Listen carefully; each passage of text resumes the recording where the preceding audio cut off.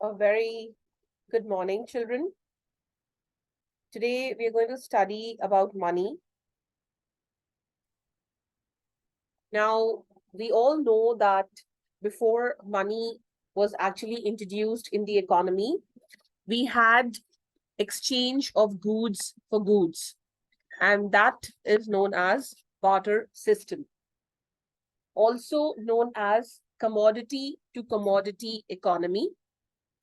In olden days, we all know that goods were exchanged for goods, right? For example, a cobbler would make shoes in return for wheat from the farmer, or a farmer, a farm worker would get grains as a reward for his labor.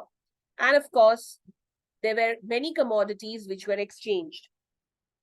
Then later came money, right? So when we talk about money,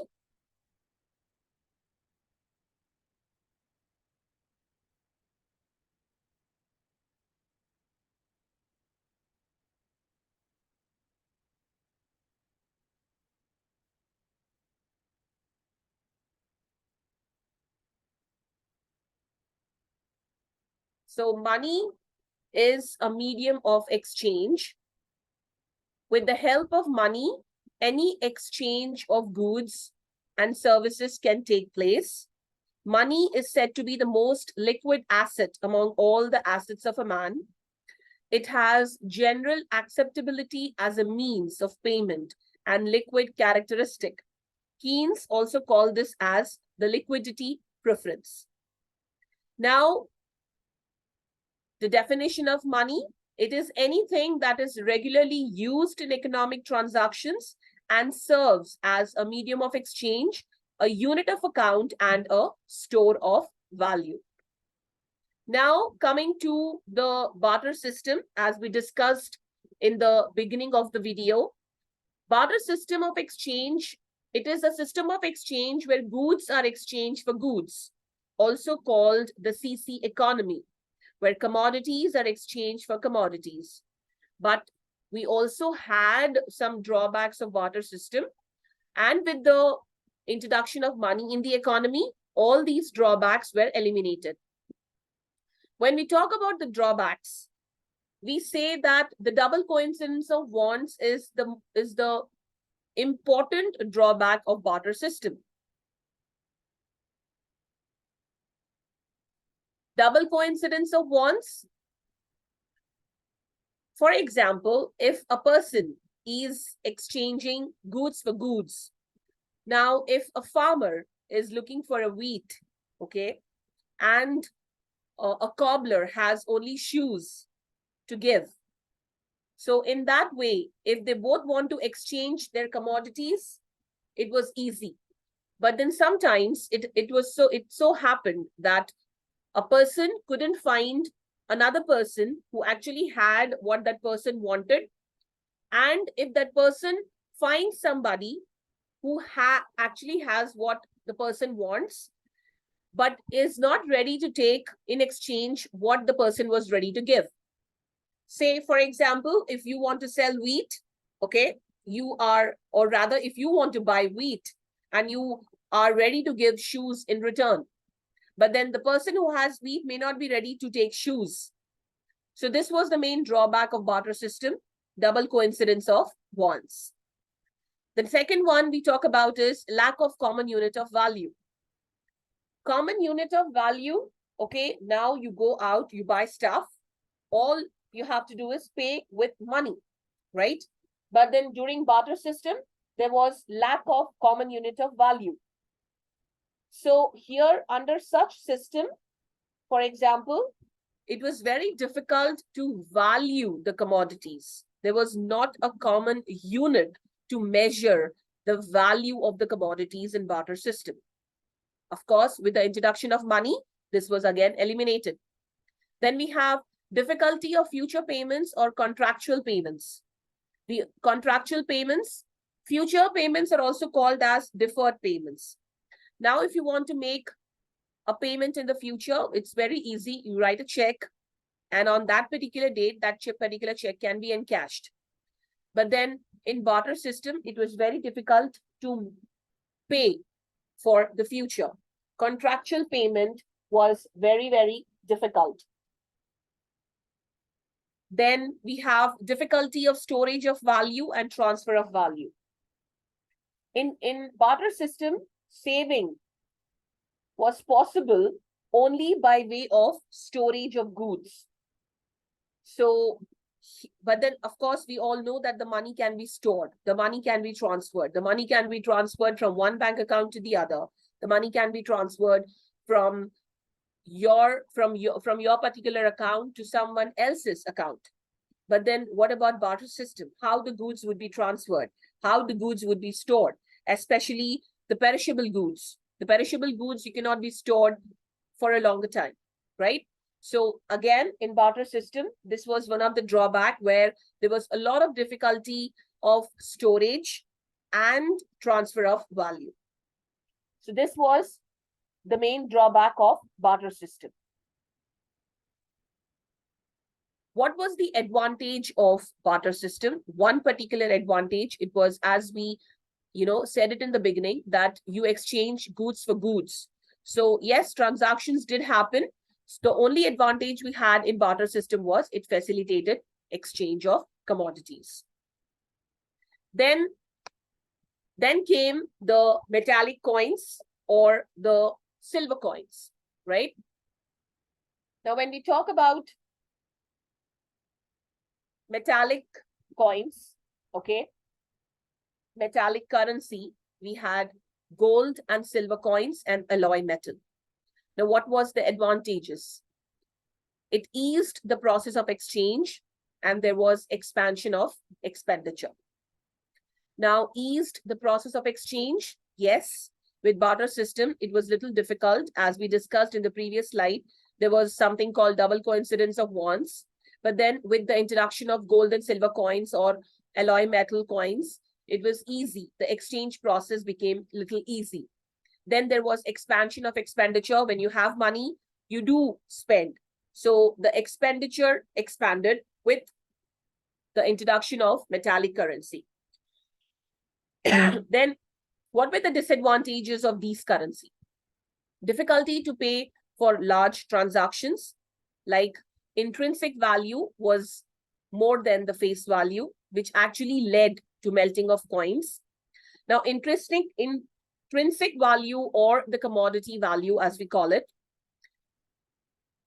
the material or the metal they used for making of the coins, that particular metal was of more value when compared to the value which was written on that particular coin.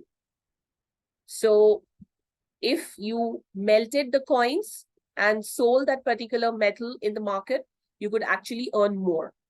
So people used to melt the coins and sell it in the market. So that was one of the biggest disadvantage of metallic currency. Then hard to split into smaller denominations to cope with smaller sale and purchase. So it was very difficult to split into smaller denominations. If you don't have smaller denominations, you cannot do the smaller sale and purchase. Then instability in value.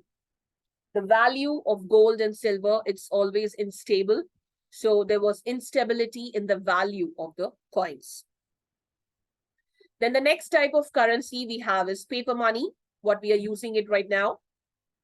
The advantages of paper money is supply of money becomes more elastic, does not require reserves of gold and silver. So here, when we talk about gold and silver coins, if at all those are running in the market, you need to have good amount of reserves for gold and silver. But then with paper money, you do not require the reserves of gold and silver because the kind of metal or the paper we use for paper money is very different. So we do not require huge reserves of gold and silver. Then exchange expanded from local to global. Okay. Yes, with paper money, the exchanges happened not only in the local market, but also globally. Globalization, as we call it. Ease of investment. The investment, if at all you want to do it anywhere, that actually became a little easy. Then what were the disadvantages? Possibility of excessive circulation, triggering inflation. So if there is too much of money in the market, okay, that actually triggers inflation, which is not good for the economy, because in inflation, especially the people with less money cannot afford everything. It's fragile to handle. Paper money is definitely fragile to handle. Then acceptability requires the trust of the people. Possibility of fake currency in circulation, especially today when we see that so many fake currencies are in circulation in the market. Okay, so with paper money, if things became easy, okay, on the other side, things also became difficult with fake currency in the market. Then we have e-money, okay, which we all are using it right today. Like you have e-money. If you have e-money in your wallet, it's things become a little easy for you to purchase. So what are the advantages of e-money? Use of paper is reduced, cashless economy as we call it. Accounting tracking becomes convenient because if you are using e-money for every transaction, the history of transactions has every record of your purchase and sale. Then printing of notes is reduced with e-money. You don't require too much of money. If at all, our society turns into a complete cashless society. It also facilitates online banking. Then increased flexibility has propelled the volume of trade. So e-money has definitely pushed the volume of trade in the market. Okay. Then what are the disadvantages of e-money? There's cybercrime. Yes, we get to hear too many cyber crimes. You click on any link, okay, and then the money is deducted from your particular account. So cyber crimes have become very common with e-money. Impulsive purchases. So they say that if you are not actually taking out the money from your purse or from your pocket, you don't really realize that you're spending it. Because through e-money, all you have to do is just press few buttons on your phone or on your laptop for online banking, for purchases and all. So there are impulsive purchases with e-money. Acceptability issues, particularly in LDC, which is low development countries. Low development countries really do not accept very quickly the e-money. All they need is the cash in their hand. So there are acceptability issues. We also have the different forms of money, which is fiat money, fiduciary money, full-bodied money, and credit money. Fiat money refers to that money which is issued by order or authority of the government. It includes all notes and coins which the people in the country are legally bound to accept as a medium of exchange. All the coins and the notes which we're using it right now, it is issued by the Reserve Bank of India, okay, authority. So yes, it is fiat money.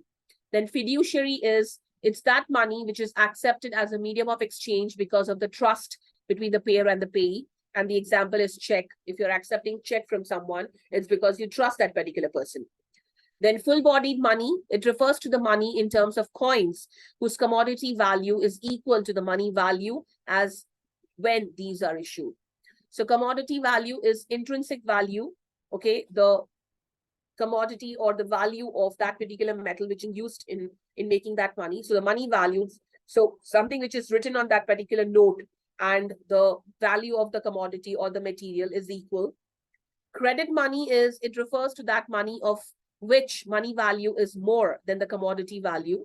So if you have a 5 rupee coin and if you melt that particular metal, okay, so that particular number 5 has more value when compared to the commodity value which is being used to make that particular coin. So the face value is more than the intrinsic value. So these are the forms of money. This is it for today's class, children. I hope you understood. Thank you so much.